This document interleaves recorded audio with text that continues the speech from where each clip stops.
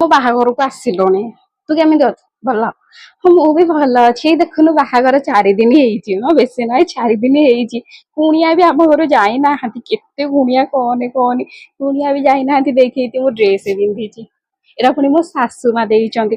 କହିଲେ ଝିଅ ତତେ ଯାହା ଭଲ ଲାଗୁଛି ତୁ ପିନ୍ଧି ଏମିତି ନୂଆ ବୋହୂ ପରିକା ହାର ନାଳ ସବୁ ପକେଇକି ବସିବା ଦରକାର ନାହିଁ। ତୁ ପଟିଆ ଚୁଡ଼ି ଦେଖୁନୁ ମୁଁ ପଟିଆ ଚୁଡ଼ି ପିନ୍ଧିଛି କହିଲେ ତୁ ଯାହା ଯେମିତି ଭଲ ଲାଗୁଛି ପିନ୍ଧି। ଆମ ଘରେ କିଛି ଏମିତି ଷ୍ଟ୍ରିକ୍ଟ ନାହିଁ ମ ଦେଖୁନୁ ଶାଶୁଘର ଏଇଠି ଦେଖିବୁ ଏସି ଲାଗିଛି ରହ ଖଟଟା ଉପରେ ଚଢି ଯାଏ ଦେଖି ଏଇଠି ଦେଖେ ଆମର ଏଇଠି ଏସି ଏପଟେ ଦେଖେ ଟିଭି କହନି ଏଇଠି ଦେଖୁନୁ ଖଟ ଏଇଠି ଦେଖେ ସୋଫା ଆଲୋ ସବୁ ଅଛି ଲୋ ସବୁ ଅଛି ମୋର କିଛି ଅସୁବିଧା ନାହିଁ।